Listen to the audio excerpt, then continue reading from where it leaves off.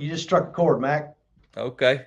I was in a youth home at 14 years old, and I volunteered for a high school program called the ACE Mentor Program approximately 10 years ago. Yeah. And while I did that, I discovered I like building people as much as I like building buildings. Former owner where I spent 28 years, he told me, Brian, he said, that's made you who you are today.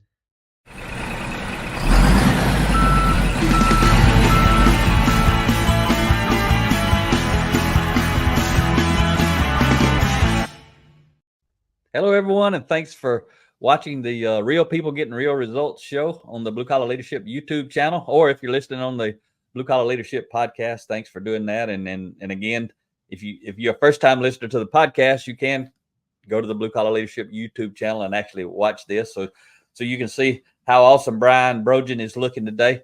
My guest, I'm really happy to have Brian. Brian's been actually on the podcast before, episode 175, which was released May 1st of 2020. So it's been a while since I had you on, Brian. So thanks for coming back.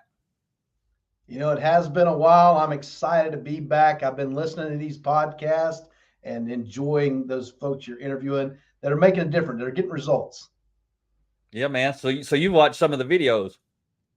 I haven't watched the videos. I've been listening to the podcast. Oh, you've been listening. Okay. Yeah, that's why I keep Yep. putting them out there. I'm like, some people like the podcast and some people like the video. So I really hate to do both because it kind of takes up two spots. But that's been a challenge for me because I don't want to put out too many podcast episodes. So now I'm not doing all my teaching like I used to. But some point, I'm sure we'll run out of having a guest available every week. So then I'll start kind of mixing it back up again or something like that. But anyway, I really appreciate it. Can you catch everybody up, Brian, that hasn't heard you before on the other podcast? How we actually know each other? If you remember that far back, it's been a while back. I do remember. In fact, it was a key point in my career and in my life and in this training and coaching business. I sent you a message on LinkedIn and I asked you about doing some collaboration. And you came back with, from my perspective, a very curt, I don't collaborate with anybody. I protect my brand. And I thought we were done. I was like, well, thank you for your time. And I was moving on. And a few hours, I think, later, I got a, hey, if you ever want to talk to me, though, give me a phone call.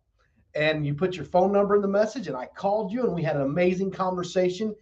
From memory, I think that was on a Thursday afternoon. We talked, I think, for an hour, hour and a half. You told me about how I should write a book. You told me how I should do a podcast. I was overwhelmed and encouraged and inspired. And Tuesday morning, it's been 5 years ago now, I uploaded a podcast and been podcasting ever since. So you've inspired me, Mac. Thank you. You got busy, man, and I that's one reason I really enjoy talking to you, and I'm really happy to have you as a guest again on the show. And you've grown so much since the last time that you're gonna have a lot to share, and I can't wait for you to share all that. You know, I've learned something since then, though, Brian. For whatever reason, back in those days, whenever and it still stings me a little bit, but when somebody asks I get a lot of messages, people want to collaborate. And you know, I have grown since I talked to you. Used to, I just say, what I told you, I don't collaborate. I try to say it in a nice way because some people are turned off by it when you say no or whatever. But now I figured out, I just always ask, what's that word collaborate mean to you? It means a lot of different things to a lot of different people. A lot of times people ask me that, and all they want is me to be on their podcast. They don't want, what I call collaborating is like working together in a business and to accomplish some shared mission and that sort of stuff. And Rhea and I really don't do that because we're very intentional about building our brand around us and our character and who we are. And you understand all that stuff now, but for anybody listening, that I'm happy to be on podcasts and things like that, but Rhea and I don't really mix our brand with somebody else's, literally. So yeah, and I completely understand and appreciate that. You know, I had just begun. In fact, I joined the John Maxwell team in 2018. So that was 2019, less than a year in. yeah. And I was just kind of find my way. And I'm glad I met you because you kind of gave me a little more course direction on building a brand, building my own brand. And that was great. Yeah. So you've been growing. What were you doing then at that time when you discovered me or reached out to me and we started talking? What were you doing and what had you been doing? So my full-time job at that time was the executive, or I keep saying executive because I was an executive, but I was the vice president of field operations at a construction company. And we had a large team of folks we worked with doing field operations, maintenance, and power plants and new construction. And I volunteered for a high school program called the ACE Mentor Program approximately 10 years ago. Yeah. And while I did that, I discovered I like building people as much as I like building buildings. And so I started a side hustle back in 2018, doing coaching, training, and speaking, trying to just get my feet wet with this. And so that was what I was doing at the time. I was full time and a construction executive and part time doing coaching and training. Yeah. Yeah. That's awesome, man. And, there's another lesson in there for the folks who are watching the two of us talk today, because I know you'll share this out to your network. I'm definitely obviously sharing it to my network, and because you're basically doing the same thing I'm doing. I'm doing the same thing you're doing. We're just doing it in different ways because we're different people, but we're doing the same thing. We're helping people have a better life at work and at home. You agree? I agree, absolutely. And we're not compete. I haven't seen you in any of my clients' offices. Have you seen me in any of yours? No. And that's the thing, I want people to know is in this space, I don't see there's no competition. I mean, there's plenty of room for everybody. I mean, there's people that may love Brian and they hate me. They may love me and they hate Brian, or they just maybe just like him less than they do me. Right? There's all kind of people. I see those people. There's people I read their books and I love them, and other people write about the same thing and I read their books and I don't really care. We're all different. We all got, every single one of us unique. But the main thing I want people to take away right there is there's no competition. Some people will be like, why are you sharing each other? Why are you sharing each other to the world? Because there's people that need you, Brian. That's why I want people to know who you are, really more about who you are as a person. So you were just getting wound up. You had just went to the John Maxwell training, which Rhea and I did also back in 2012 and 13, 14, 15. We did a lot, probably like you did. But you had just got in there about a year before I met you. You went in 18, then I met you or started talking to you in 19, right? That's right. And then I talked to you about a podcast because I had a podcast and you started. So you started your podcast in 19. That's right. Yep. In fact, we celebrated 5 years yesterday. Yeah, 5 years. That's what I want you to tell folks. You didn't just start it and piddle around with it. You've had a lot of episodes. You know how many episodes you've had around about? It's like it's approaching 180. It might be a little over 180. In fact, 2 years ago, when I launched my full-time coaching and training business, I decided to go to every other week as opposed to once a week. Yep. So the I guess the consistency has changed a little bit. Yep. But we're still on a schedule and we're still making it happen. In fact, I went out and looked at listen notes this morning and discovered we were in the top 5%. At one point, we were in the top 3%. But that's not because I have a ton of listeners. That's because I've been consistent. And what a lot of podcasters don't do is maintain a schedule and stick with it. Yeah. Yeah. And what's the name of your podcast? It's the Build Your Success Podcast. Build Your Success Podcast. Yep. All right. So anybody out there listening who likes my show, likes my podcast, check out what Brian, and what is your, what's the theme of your podcast? What type of people do you have on, or what do you talk about, or both? So we interview leaders of organizations, leaders of companies. I do kind of have some focus on the skilled trade, your blue collar. I also do technical. So some of the engineers and folks like that we have on our podcast, but just trying to have a conversation. We began at episode 69 to ask the question, what does leadership and being a leader mean to you? So that's one of our signature questions now. We get a ton of responses. As you alluded to, we're all different. So leadership's like DNA. I lead differently and I'm led differently than others. So that's where I really enjoy asking that question, hearing the diverse answers from it. Yeah, that's phenomenal. So let's go back, and we're going to talk about all kind of stuff. So you can talk about anything you want to at any time whenever it pops up. But I want to go back to that. You were a vice president in construction. You had went to John Maxwell team a year before I met you. So 2019, you were still a vice president in construction, and you started your podcast while you was still a vice president in construction, right? That's right. And so, but you're not a vice president in construction anymore. So how did all that happen from 2019 when I met you you were growing and going and shifting, making slight changes. What paint that picture from 2019 kind of professionally to where you are now? How did all that type stuff happen? Your growth and change and transformation and all that stuff. Well, it has been a roller coaster ride. You'll probably remember starting your business so many years ago. It's tough. I mean, starting a business is difficult, and I had ambitions and dreams of I'm going to go out there and set the world on fire.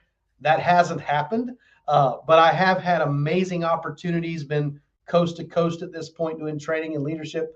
I made that transition because, again, I decided I like building people as much or more than I like building buildings. And if I can go out and help companies improve their communication, improve their culture, and grow their leadership, then I feel like I'm making the changes that I want to make in the world. Yeah. And you live down around Tampa. Is Bradenton? Is that right? So I live in a little community, Mulberry, that's Oh, just Mulberry. south of Lakeland. We're between Tampa and Orlando is the best way to describe that. Oh, okay. It's not Bradenton. No, we're near there, but not. That's about an Yeah. hour for us. Yeah, there's a lot of stuff going on down there. Rhea There and it I is. actually leaving as we record this. We're leaving Saturday to go down to Venice for about four days coming up. So we'll be down that way a That's little bit awesome. later. So when did you resign from being vice president? What year was that? So it's actually been almost exactly 2 years. I guess June, it must be a pivotal month for me because I did that 2 years ago in June. Okay, so you kept going for 3 or 4 more years after you started the podcast, and then you resigned, retired, whatever you call it, and so that'd be 2022. You pull that trigger and kept your podcast going. I know you got a book series you started. Tell me about that. Well, the first, you encouraged me to write a book. And in fact, I told you I have no idea how to write a book. I barely graduated high school, and English was my worst subject in high school. Oh yeah, Uh, yeah. You got your other book. Yeah, tell me Yeah, about that but first so book too. the first book I wrote was the 100-hour pilot, and you were friendly enough to give me a book template, and so I just started hammering away and writing words. And as John Maxwell says, you got to write words to write sentences, and sentences to write paragraphs, and paragraphs to write books. Yeah, So that's what I did, and I hired someone to do the proofreading and editing, and thankfully we have those kind of folks in the world that can help us out with that. yeah, And so the first book was that 100-hour pilot where I wrote about living or fulfilling my lifelong dream of becoming a pilot. You mentioned Venice. I got to take my niece. She was leaving for the Army a couple weeks ago, and I took her down to Venice. We ate breakfast at the airport, oh and then yeah, came back. It's a beautiful flight down to the beach. So becoming a pilot was amazing, and I wanted to write that book first.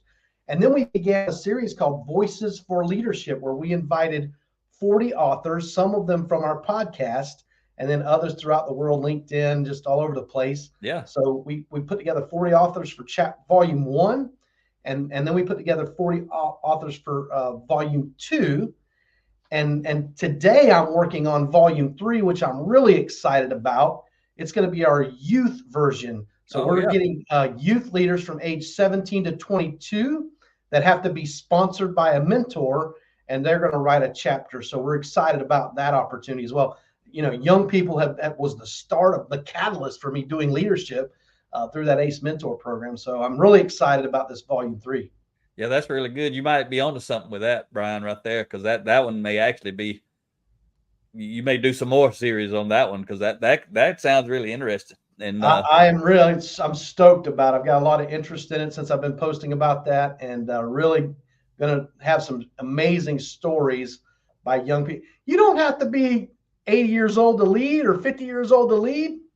There's some young people doing some amazing things. So we're excited about that. yeah, man. So that's cool. Once you get that out, I mean, I don't know if you may have planned on this already. You may have done it already, but you could either do one-on-one, some podcast interview with them, or get several of them on, one show, a couple of them, 4 or 5 of them, be promoting them, but also just listen to how they talk about leadership and life. That could be pretty cool. I don't know if it fits into your platform. It does. Absolutely. Yeah. We want to encourage them and inspire them to be great leaders. Hey, you mentored me when I first started this. So I want to help mentors others and pass that along.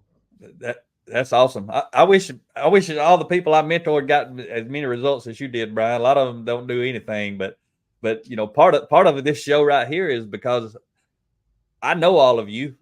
and all of you don't know all the people that I know. And I'm like, I need to see if I can get these folks to get on and help me help other people, help me motivate and inspire other people. I'm helping you, it's a win-win from the 7 habits, habit 4 think win-win. And I'm winning because you're on the show. I'm winning because you're helping me. You're winning because you're on the show, and you're winning because you're helping me, and I'm helping you. And that's what I want people to see. So that's why I'm excited about this show, is because people get to see all the, they may be watching somebody and they're like, well, that person's not like me, but they can watch another episode and then they say, oh, that person's kind of like me. And then they watch another person. Well, that person's exactly like me, maybe doing the same job and the same ambition and that sort of stuff. So thank you again, man, for taking your time to be on the show. So, well, I'm glad I'm not alone. I love to hear Chad's story and Jason's story. I hear you talking about them, and especially Jason, man. You just leaned into that guy, and he's done some amazing things. So I'm looking forward to years going by and me being able to say some of those same things. So what you're doing, Mac, is amazing, helping these other people achieve. And you say it all the time, and I want people to realize you don't charge us to mentor us and coach us and help us. You do it because you want to see the results. Yeah, I'm blessed enough that I can make enough money just really through book sales, and it's not phenomenal money, but I ain't looking to be super wealthy. I'm looking to make a big difference, and luckily, Rhea and I've been blessed that we make enough to do it the way we want to do it. That's the one thing I don't ever really want to change. I want to, because when I'm mentoring you for free, I'm doing it because I want to help you. I mean, everybody seems to know that. If they get to know me, they know we're busy. We're always busy. We're like crazy busy most of the time. And it just, to me, it means more. I never had too many people. Jimmy Collins, former president of Chick-fil-A, he's the one person that stands out for me in my life since I met him in 2015, that a real person who's achieved some stuff, who actually take their time to talk with me. And he's 88 years old now. I don't bother him very often. I call and check in on him or send him a text and that sort of stuff. But I really value that. And so I appreciate that you see me as that kind of person, because that's what I want to be. I'm always available. I tell people, don't call and talk about football, sports, and deer hunting. I ain't interested in that anymore. Used to be.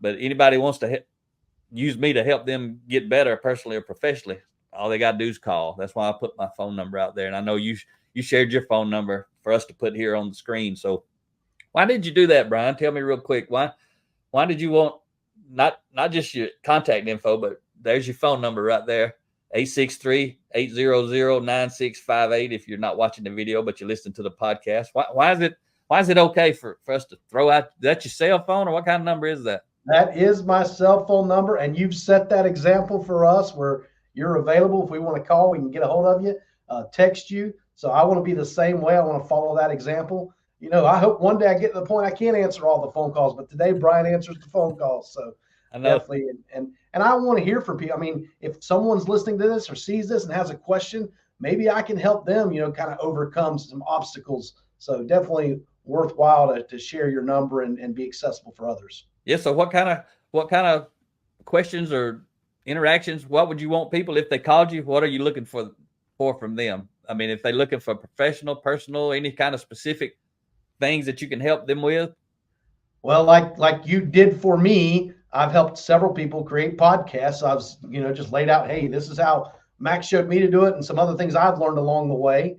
And then helping these people become authors in the book, that's a fun thing to do that people have never written before. So, hey, if you never write a chapter, you'll never write a book. So I encourage them to do that. So those are the kind of things I try to help people with. I am not a B2C, business to consumer. I'm more after businesses for my actual paycheck. But anytime I can help people in the peripheral, that's what I want to be able to do. Yeah, that's a good way to see it. See, I ain't all slick like you, Brian. I can't articulate all that fancy talk like you talking. I always just say I'm looking for the corporate money. I talk to people for free. That's why I do the podcast for free. The newsletter for free. Do you happen to have a newsletter? I can't remember if you do or not on LinkedIn. I do not have a newsletter. I do write a blog once a month, and I struggle to write. I mean, I get it's not something that I'm excited to do, but I realize I like to tell stories, and if I can tell them in writing, it's going to last for generations. So I do force myself to write.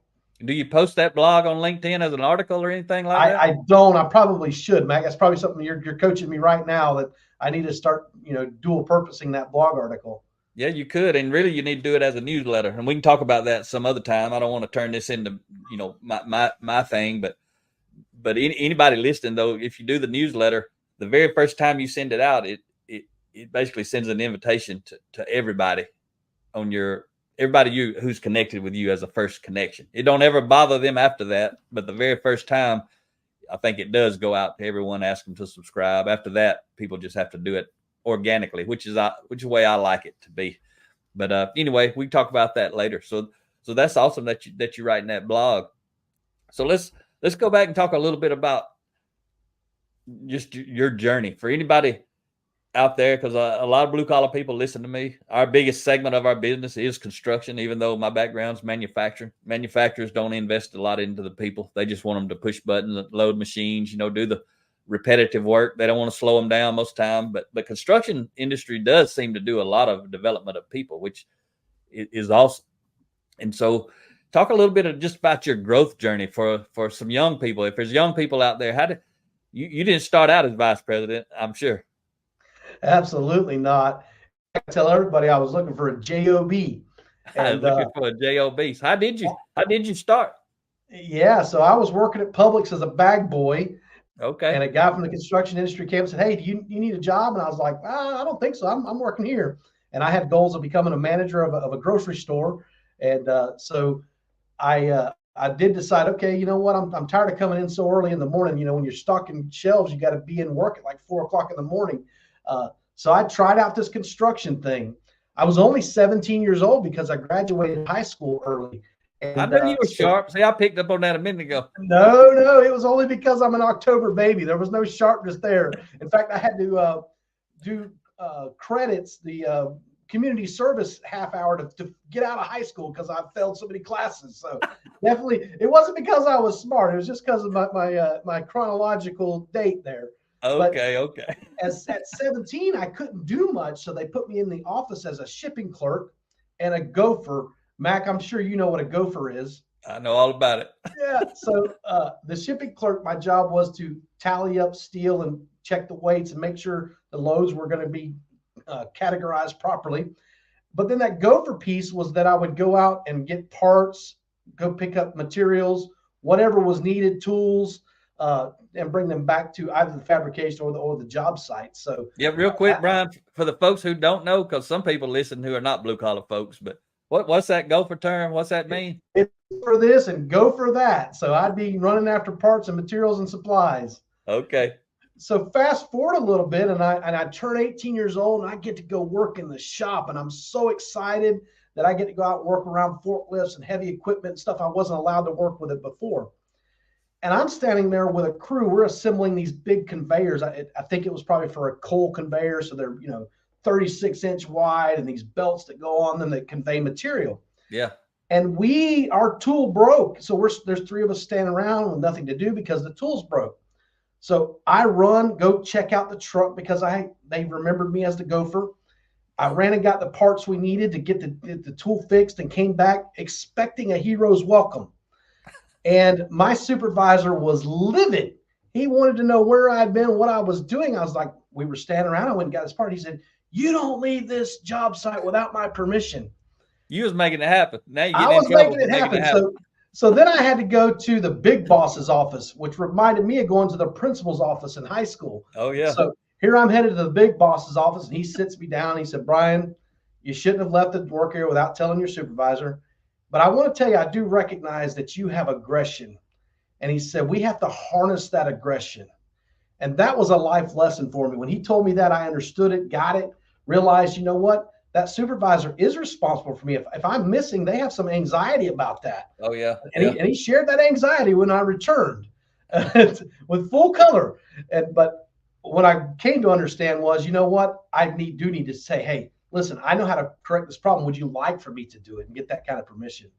But I came up through the ranks. Next thing you know, they asked me to be a lead man over a small crew, and then supervisor and foreman, general foreman, superintendent, manager, project manager.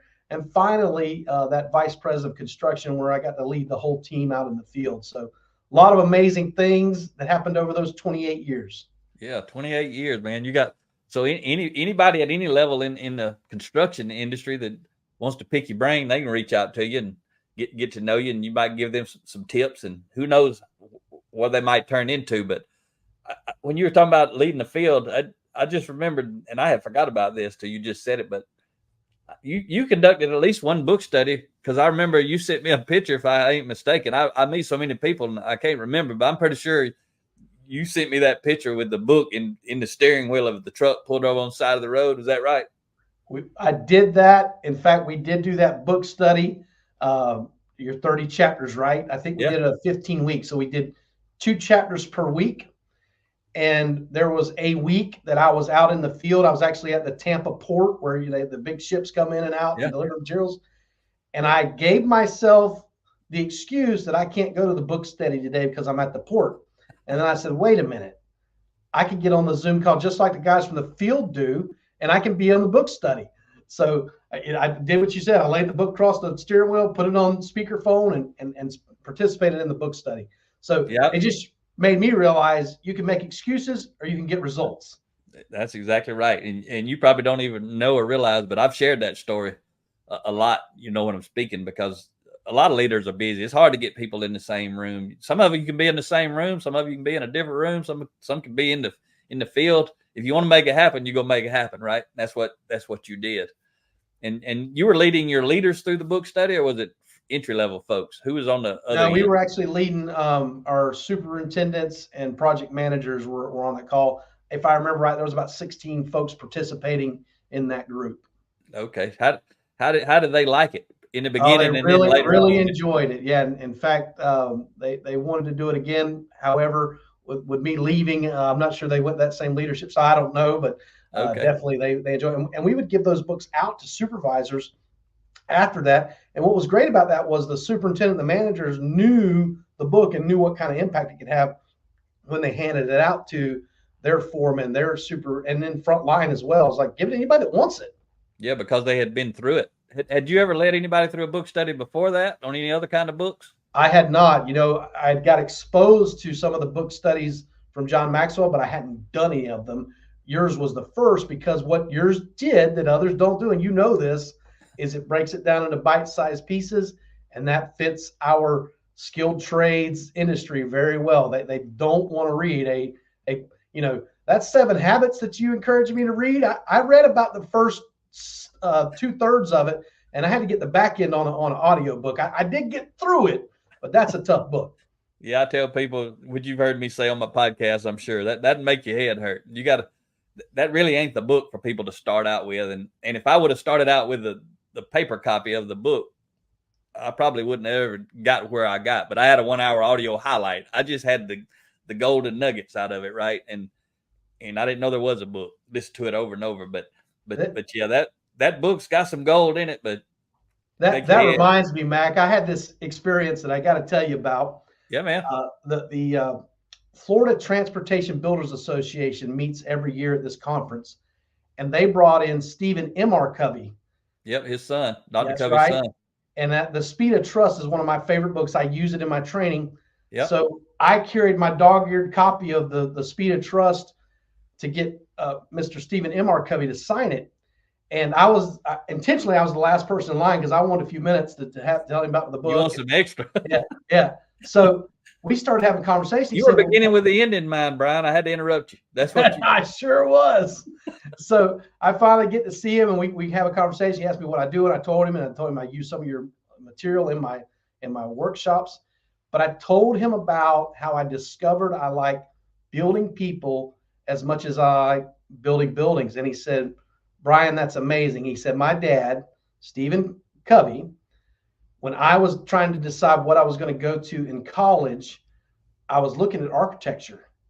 And he said his dad sat him down and said, that's fine. I want you to think about this. Would you rather build people or would you rather build buildings? Wow. I had no knowledge of that, but I've been saying that for probably 5 years now. That's awesome. So we had that. I get to meet him and have that story just is amazing. Wow, that was That was really awesome. You know, when you're talking about that deal, I forgot a lot, Brian. But I remember we met at least once, maybe twice. You guys, you were influential in having us come speak at something down there. I don't even remember what that was now, but the thing I'm thinking about the most is we met you at least once for a dinner. I don't know if that's the same trip or that was a different trip down at St. Armand's Circle. We met at that. Yeah, so that was our second dinner meeting. Was at St. Armand Circle at the Columbia Restaurant on St. Armand Oh yeah, we Circle. had the steak. You bought us a steak dinner at the Capitol. I found out you were going to be in Orlando, and I was like, hey, wait a minute. So I called you, say, hey, you like steak? And unfortunately, Rhea, she's not on the steak side, but we were able to buy you a steak, and it was really good.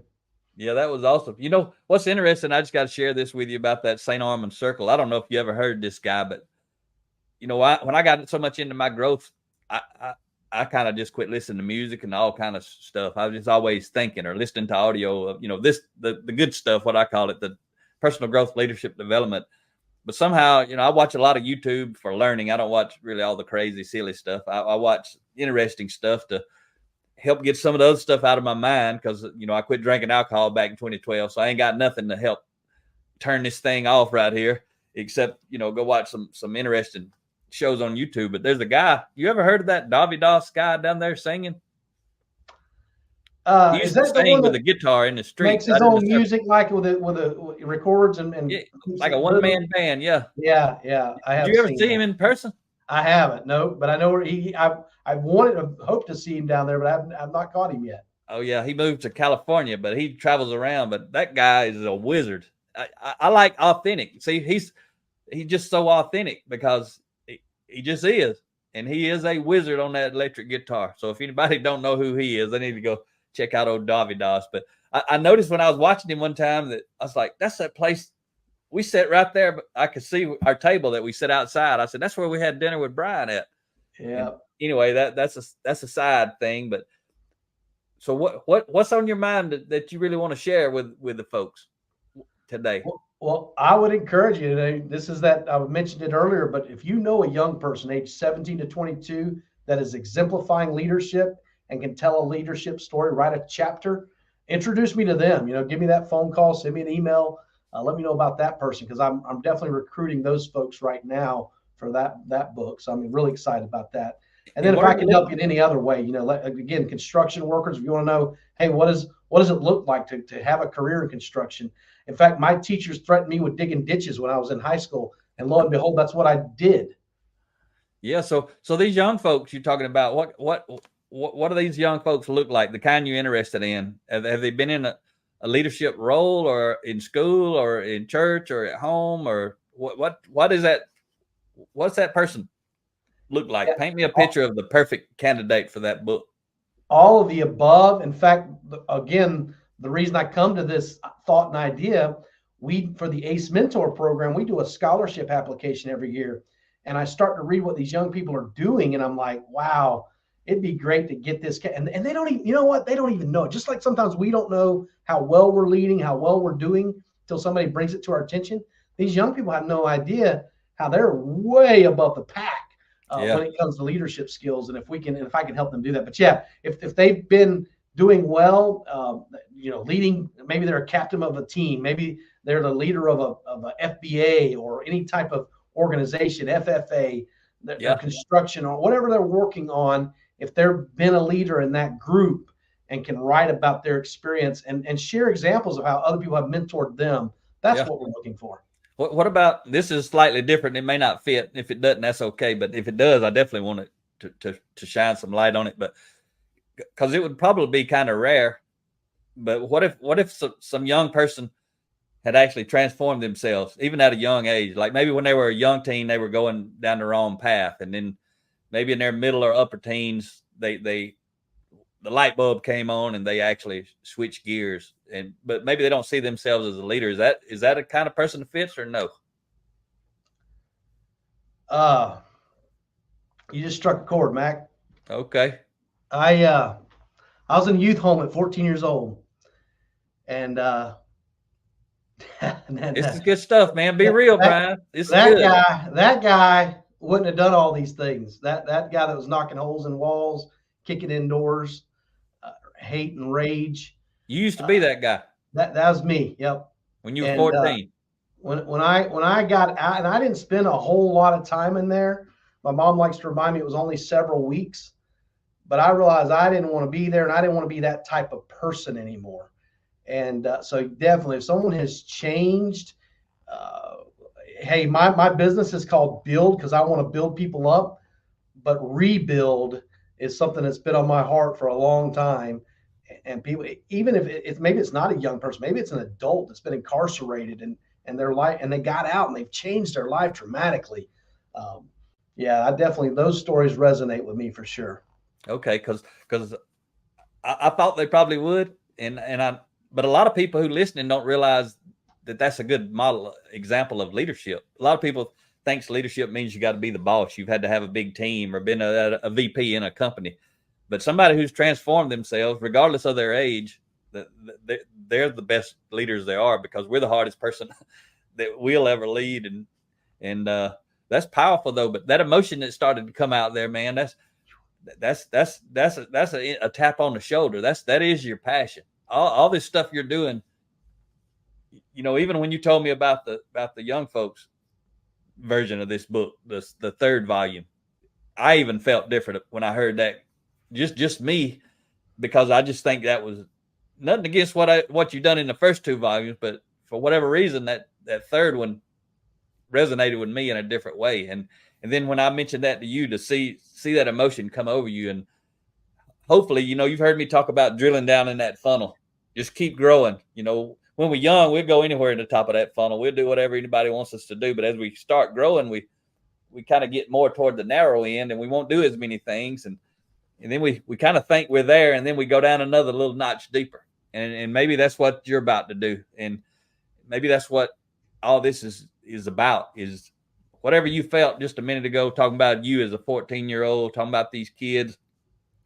That may be what it is. And I just encourage you, Brian, a lot of people won't set aside all that competency they've spent their life building to actually go follow that passion, as I did. Because I thought lean was my thing, and then it ended up being leadership. And I don't know still, is that funnel got a little sharper point down there somewhere for me? I don't know if there is or not. I've already found it, maybe. I don't know. But that's where you got to go right there. There ain't nothing else I said today except for asking you that question that brought out that good stuff, what I call it. Yeah, I am and grateful of what all that has done. In fact, the former owner where I spent 28 years, he told me, Brian, he said, that's made you who you are today. And when we can embrace, oh man, I mean, I'm definitely preaching to the choir. Your wife is an example of this to a much greater extent. But realize, you know what? Those things were horrible and they were difficult and all those things, but they become stepping stones. Yeah. That we can grow and develop from and overcome. And our past is not our prison. Yeah.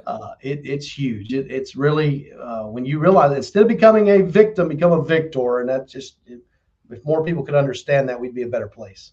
Yeah, man, you may have to take that thing and make a whole book out of that story. If you could share that, that'd be powerful, especially if you go down the youth path, because your story as a youth and then where you've come to now, and then go back to help those young folks, and they need some help, and they need somebody who can talk about that transformation, because a lot of people don't see it. And I think today, Brian, people like us who are actually have learned maybe the hard way, but we actually learned. That's the key point. It don't matter if you learn the easy way or the hard way. What matters is, do you learn?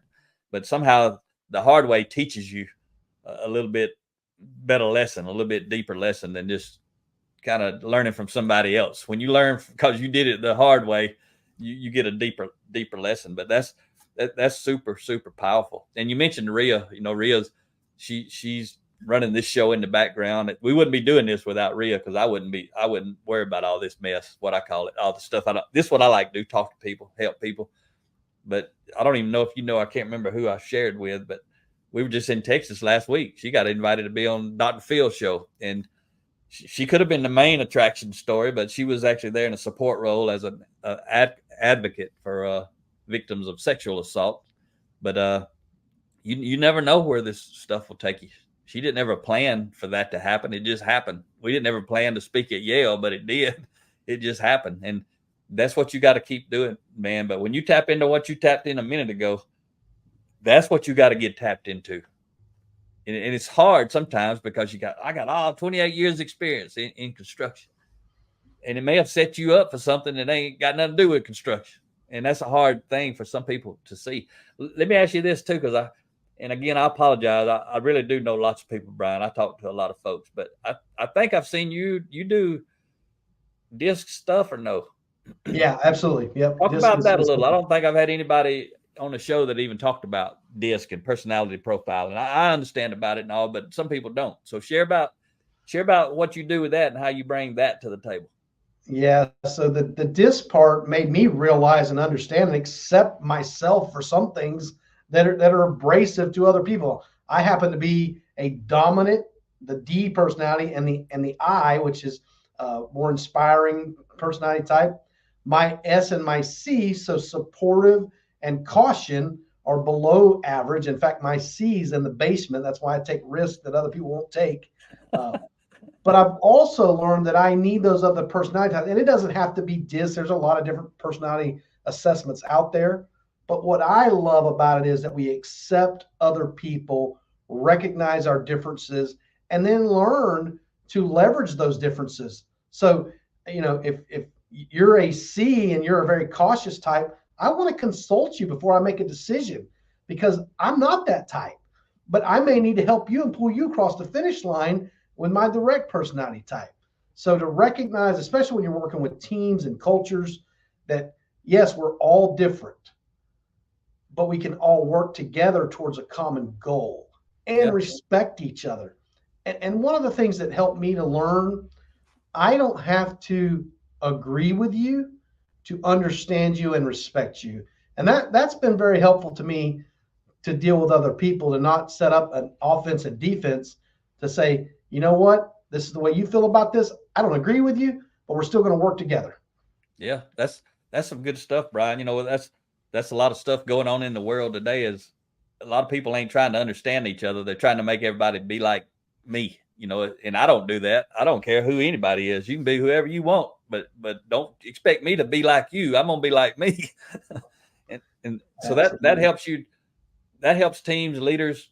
But you come in, you facilitate on-site development programs around the DISC personality profiling models. That's right.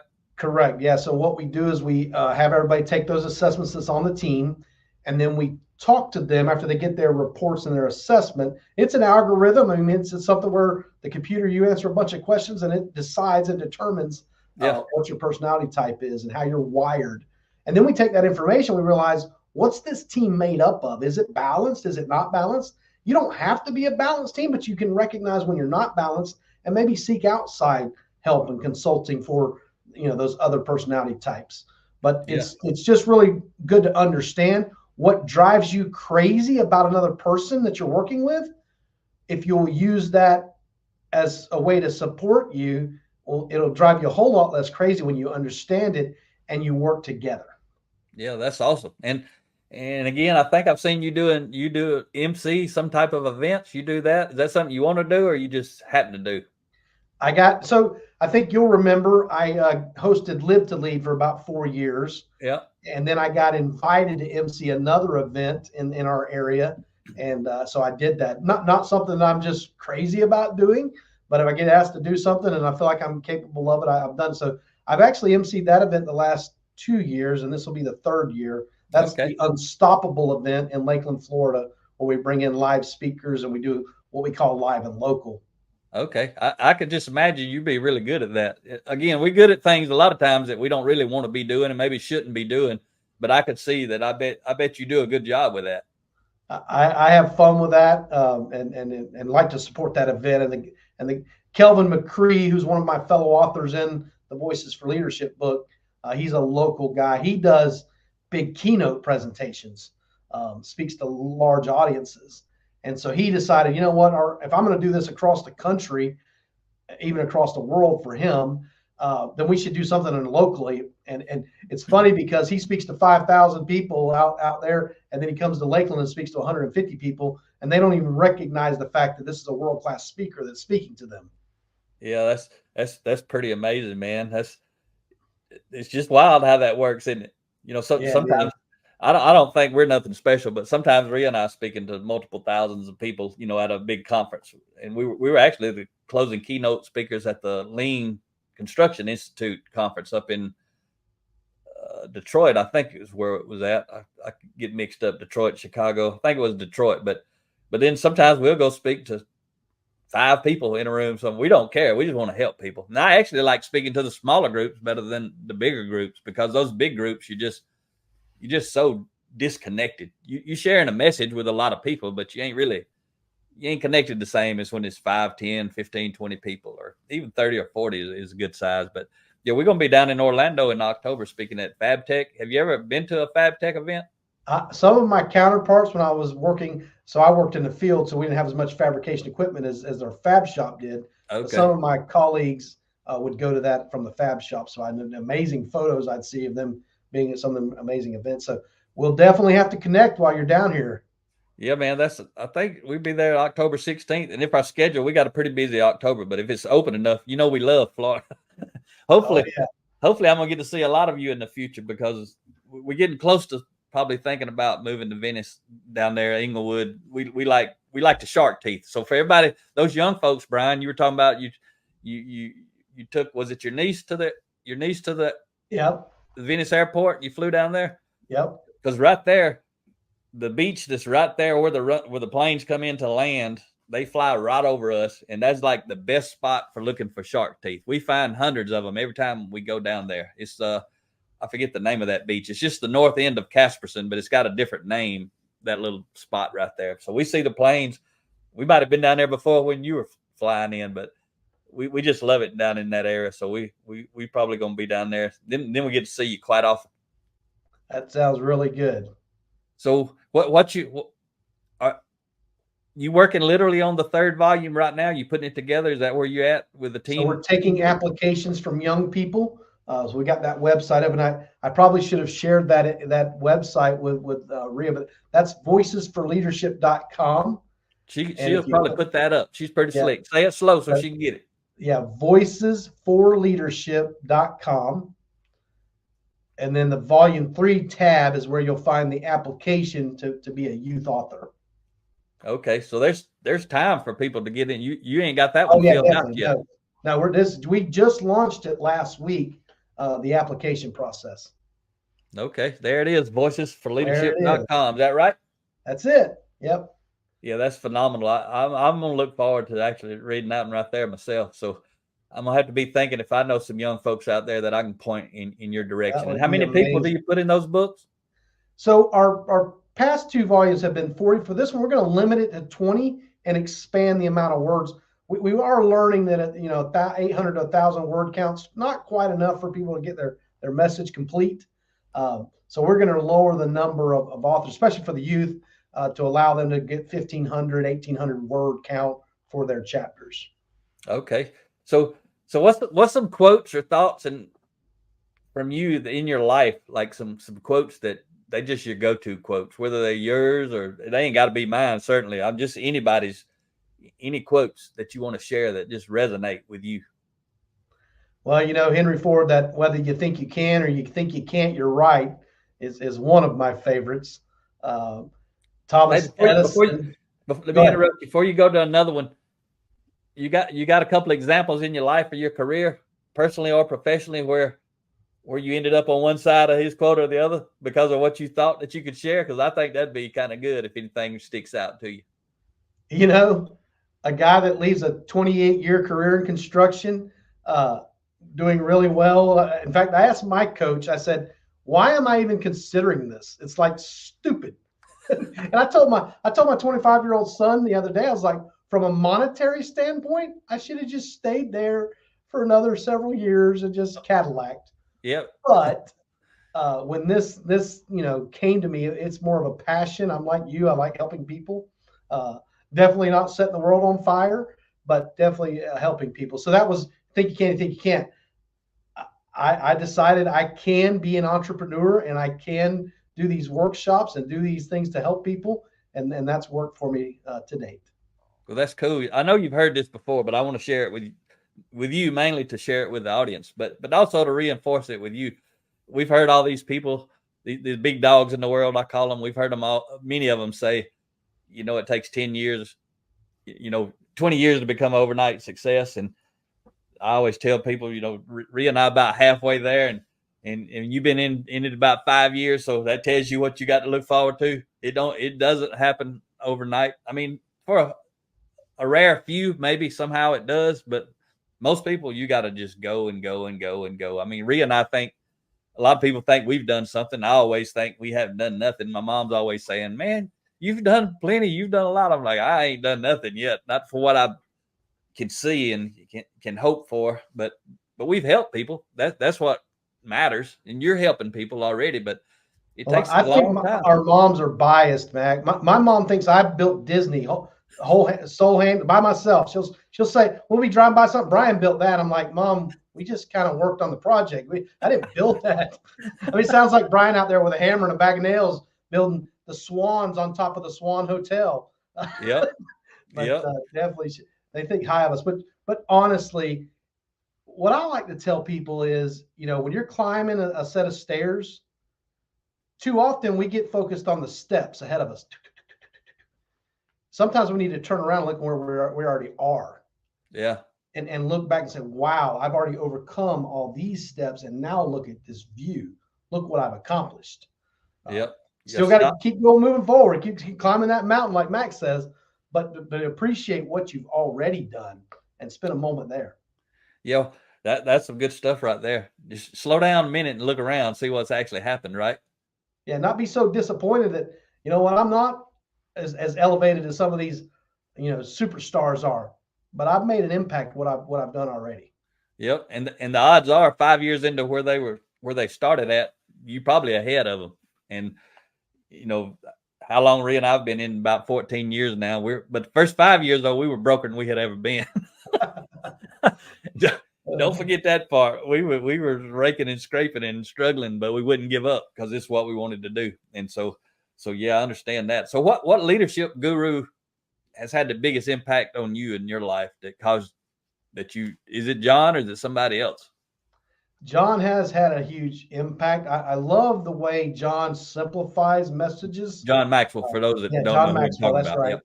Uh, and he's just simplifying, and he's real about it. He's gonna say the same thing, do it over and over again. That consistency compounds is another great quote that is true. I Yeah. mean, having those podcasts every week and then now every other week has led to being in the top 5% ranking. Uh, Yep. doing these blogs have sent more people to my website than I ever imagined. So definitely, having with John Maxwell, many quotes, many things by him are just fantastic. I do use that Stephen M. R. Covey Speed of Trust and a lot of things. You probably are familiar with that Tuckman's model of group development. No. When I say it, you probably will, because I do this in training and people say no, and they, oh yeah. So storming, forming, Oh yeah. norming, and performing. Oh yeah. Yeah. I Yeah, know. I've heard right. that. That's Tuckman's model of group development. And when I come, and it was during one of my workshops, I come to this realization: what happens between norming and performing? What I discovered was it's trust. When me and you are working together, or a crew is working together, and we start to trust one another, get out of our way. And Oh and yeah. so definitely that speed of trust and creating trust, developing trust, all those phases are natural. They're going to happen, but we can reduce that storming phase when we respect each other, know each other, and begin to trust each other. Yeah, that's some good stuff. One thing I always say, if you want to build a high performance team, trust is a must. I mean, Trust is a you, must. you got to have it. I mean, Yeah. any kind of good, strong relationship. And the Speed of Trust book you keep referencing, that's my number 3 book all time. And 7 Habits is number 1. John's 5 Levels of Leadership is number 2, and Speed of Trust is number 3 on my all time list. And I always tell people the Speed of Trust book, it's got some of that 7 Habit kind of feel in the beginning and in the end that just make your head hurt, because to me it wasn't that interesting. I understand it, but But when you get to the 4 cores of credibility and you get to the 13 behaviors, that's the gold right there. Especially the counterfeit of the behavior. You got the behavior, you got the opposite, and you got the counterfeit. So anybody listening, looking for trust resource, I highly recommend. I mean, it's my number 3 all time, and Brian's right on the money with Stephen M.R. Covey. And if you don't know, his dad is Stephen R. Covey. The difference, a lot of people think they're the same people and don't really understand, but Stephen R. Covey dad, Stephen M.R. Covey is the son, and they both got great content. Anything else you want to share, Brian, that maybe I didn't ask or you thought of, or you just want to share in general? No, Mac, I'm just grateful for being in your circle, having you as a mentor. You've definitely influenced to the positive, the things I'm doing, and you and Rhea out there making it happen, hearing y'all speak. That event you were mentioning was the SCORE, which is Southeastern Construction Owners and Associates Roundtable. Yeah. I think at the time you came down, I was the treasurer for that group, and today I'm the vice president of that group. Okay. So definitely an amazing group of contractors that meet annually. But you came and spoke, and I think you wound up with 2 other events because of that. I think you went to TIC and maybe one other, but definitely. What was TIC? I think so, yeah. What is that, though? The industrial company. I think you went and spoke to one of their groups at a job site, if I remember right. I don't think so. Is that the name of the company? The industrial company. TIC is the abbreviation. I don't remember that, but it could have happened. But most of the time, I don't forget the clients. But I don't. Okay, anyway, I felt like you almost left there. A few months later, you were at one of their job sites doing a speech. Maybe I'm confused with another contractor, but definitely. Yeah, I don't think so. I remember that event though. Speaking with your group, it's the only event during COVID we ever had to speak with a mask on. That was the hardest thing, man. Yeah. I made the joke with Rhea. We love the group. We love the people. I said, if I'd have known we had to speak with a mask on, I would have turned that one down. That was such a trying time because I was having the conversation. We're in the lobby with each other without a mask. Why are we wearing a mask in the meeting? It was stupid. But yeah, it was. As you know, that whole time period was very challenging. Yeah, people didn't know what to do because they couldn't trust. And now it's even worse. People can't trust. I mean, trust is a huge deal. It's the missing link. That's why it's so really critical. Folks like you, me and Rhea, John, Covey's, all the people who are helping people learn to grow and develop their character so that they can build trust based on high standard values. I mean, everybody's got trust. Even criminals got trust. They trust that they ain't gonna go tell on them because they're both criminals, right? But it comes down to what are your values? What are that trust? The values that you're building it on. That's good stuff. All right. Well, thanks for being on the show, Brian. Any last words? I have thoroughly enjoyed it, and keep doing what you're doing. All right, folks. Reach out to Brian if you think he can help you, or even if you think he can't. Reach out to him, talk to him, get to know him. You never know how somebody may be able to help you when you start connecting with people. He's a great guy. I value his friendship and look forward to seeing what he's going to do in the future because I think he's just getting warmed up, and I think that about myself too. Not nothing against Brian. I think we all just getting warmed up when we're on a serious growth path. So, all right, folks, I'll talk to you next time.